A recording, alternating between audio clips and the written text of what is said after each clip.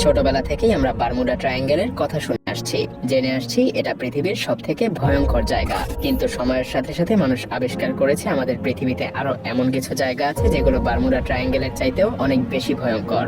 সেসব জায়গাগুলোতে হাজার হাজার বছর ধরে ঘটে আসছে নৃশংস সব ঘটনা, যেখানে মানুষ গেলে আর কখনোই ফিরে আসে না। তো চলুন ঘুরে আসা যাক এই শহরে কোলাহল থেকে হাজার হাজার মাইল দূরে অবস্থিত জনবিচ্ছিন্ন এসব মৃত্যুফাত থেকে। কোভেকি আইল্যান্ড, এটা উত্তর ইতালির ভেনিস এবং লিডোর মধ্যে অবস্থিত একটা ছোট্ট দ্বীপ। এটাকে বলা হয় ভূতের দ্বীপ বা নো রিটার্ন দ্বীপ। এখানে একটা পরিত্যক্ত মানসিক হাসপাতাল আছে। বলা হয়ে থাকে এখানে 1920-এর দশকে ভয়াবহ সব কেমিক্যাল নিয়ে পরীক্ষা নিরীক্ষা করা হতো। আজ থেকে প্রায় 600 বছর আগে ইউরোপে প্লেগ রোগ মহামারী আকারে ছড়িয়ে পড়েছিল।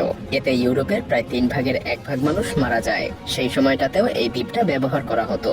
যে কারোর মধ্যে প্লেগ রোগের কোনো লক্ষণ দেখা দিলে তাকে এই দ্বীপে এনে ফেলে রাখা হতো। এছাড়াও অসংখ্য মানুষকে গণকবরও দেয়া হয়েছিল এই দ্বীপে। অনেককে আবার পুড়িয়েও মারা হয়েছিল বিভিন্ন সংক্রামক সব রোগের জন্য। ইতিহাসে দ্বীপটাতে এতটাই নৃশংস ঘটনা ঘটেছিল যে এখন ইউরোপের মানুষ এখানে আসতেই ভয় পায়। গ্রানইট আইল্যান্ড, এই দ্বীপ প্রশান্ত মহাসাগরের মার্শাল দ্বীপপুঞ্জের 40টা দ্বীপের মধ্যে একটা। বাংলায় এর ডাকনাম হলো কবরস্থান। আমেরিকা এবং রাশিয়ার মধ্যে চলা স্নায়ুযুদ্ধের সময় এটা পারমাণবিক বোমার আবর্জনা থেকে তৈরি হয়েছিল।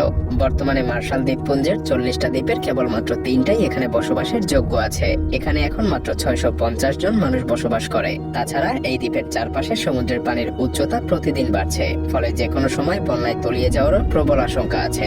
সম্ভাবনা রয়েছে 2100 সালের মধ্যে এটা পুরোপুরিভাবে ডুবে যাবে।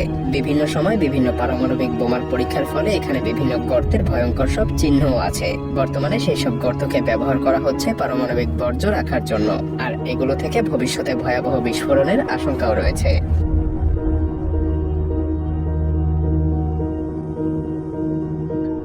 সাবা আইল্যান্ড, এটা 18 বর্গ কিলোমিটার জুড়ে বিস্তৃত একটা আগ্নেয়গিরির দ্বীপ, যা আমেরিকার সেন্ট মার্টিন থেকে প্রায় 50 কিলোমিটার দক্ষিণে অবস্থিত। অনেকেই এই দ্বীপটাকে কুইন বলে থাকে। এর উচ্চতা প্রায় 877 মিটার। এই দ্বীপের মোট বাসিন্দা আনুমানিক 1800 জন। এই দ্বীপের জমি খুবই উর্বর হওয়ায় এখানে আছে প্রচুর পরিমাণে গাছপালা। দ্বীপটার প্রতিটা ঘর সাদা রং করা এবং এর ছাদ লাল রঙের হয়ে থাকে। পাশাপাশি তাদের পানির অভাব পূরণ করার জন্য রয়েছে ঘরের পাশেই ছোট্ট একটা কূপ। যোগাযোগের জন্য দ্বীপটাতে রয়েছে মাত্র একটা রাস্তা। এত সৌন্দর্যের মাঝেও এই দ্বীপের ভয়ানক দিক হলো এই দ্বীপ মাঝে মধ্যেই ভয়ঙ্কর সব ঝড়ের কবলে পড়ে। গত 12 বছরে এই দ্বীপের উপর দিয়ে প্রায় 64টা হারিকেন বয়ে গেছে, যা কোনো দুঃস্বপ্নের চাইতে কম কিছু না। এমনকি যে কোনো সময় এই দ্বীপটা ডুবে যাওয়ারও প্রবল সম্ভাবনা রয়েছে।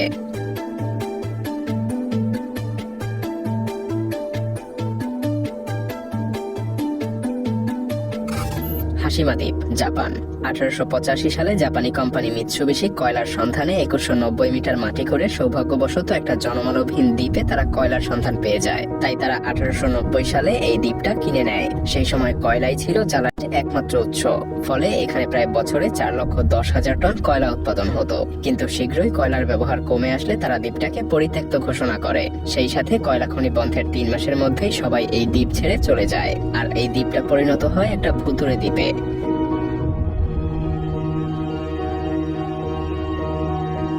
সেন্ট কিল্ডা, যুক্তরাজ্য।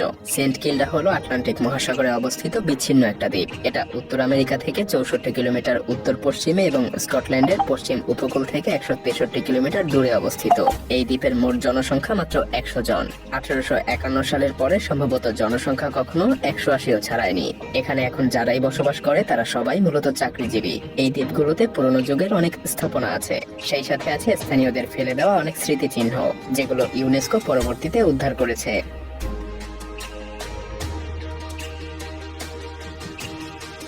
ট্রিস্টান ডা কুনহা, দক্ষিণ আফ্রিকা।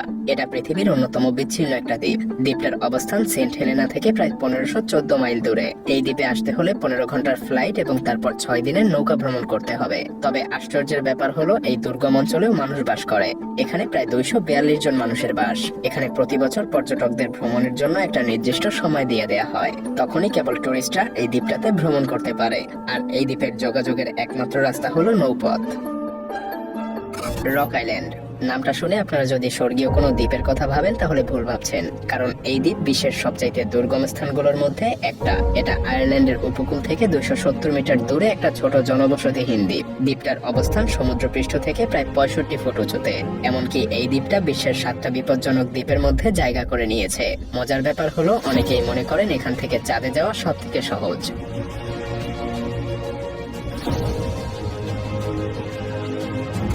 মিয়াকি আইল্যান্ড। এই দ্বীপের সবচাইতে ভয়ঙ্কর ব্যাপার হলো এখানে অনেক ক্ষতিকর বিষাক্ত পদার্থ আছে।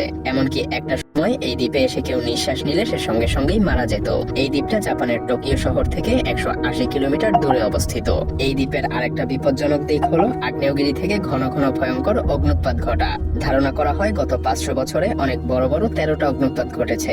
এর মধ্যে সবচাইতে বড় এবং ভয়াবহ ছিল 1940 সালে ঘটা অগ্নুৎপাত, যার প্রভাবে 11 জনের মৃত্যুও হয়েছিল।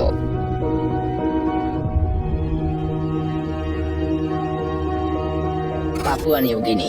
এমন মানুষ খুঁজে পাওয়া কঠিন যারা কিনা পাপুয়া নিউগিনির নাম শোনেনি। এখানে প্রায় 700টা ভিন্ন ভিন্ন ভাষা এবং কালচারের মানুষ একসাথে বাস করে। তবে এখানে ভ্রমণ করতে যাওয়া আর ইচ্ছে করেই নিজের পায়ে কুড়াল মারা যেন একই কথা, কারণ যে কোনো মুহূর্তে আপনি এখানে ছুরি দিয়ে আঘাত পেতে পারেন। তাছাড়া সারা বছর এই দ্বীপে প্রাকৃতিক দুর্যোগ লেগেই থাকে।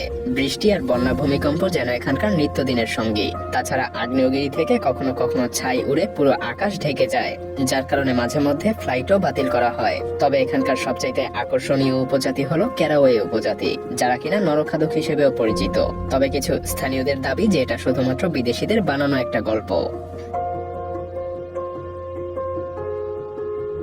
হাউল্যান্ড দ্বীপ। হাউল্যান্ড একটা ছোট্ট দ্বীপ হলেও অনেক বড় বড় দ্বীপের থেকে এটা অনেক বেশি রহস্যে ঘেরা একটা দ্বীপ, অথবা এটা বলা যায় যে এটা প্রশান্ত মহাসাগরে অবস্থিত জনমানবহীন প্রবাল প্রাচীর। অবাক করা ব্যাপার হলো এই দ্বীপ হাজার হাজার বছর ধরে সামুদ্রিক প্রাণীর কঙ্কালে জমে জমে তৈরি হয়েছে। দ্বীপটা মূলত বিখ্যাত হয়ে ওঠে 1937 সালে, যখন অ্যামেলিয়া ইয়ারহার্ট নামক এক ব্যক্তি এই দ্বীপে এসে রহস্যজনকভাবে হারিয়ে যায়। তাকে আর কখনোই খুঁজে পাওয়া যায়নি।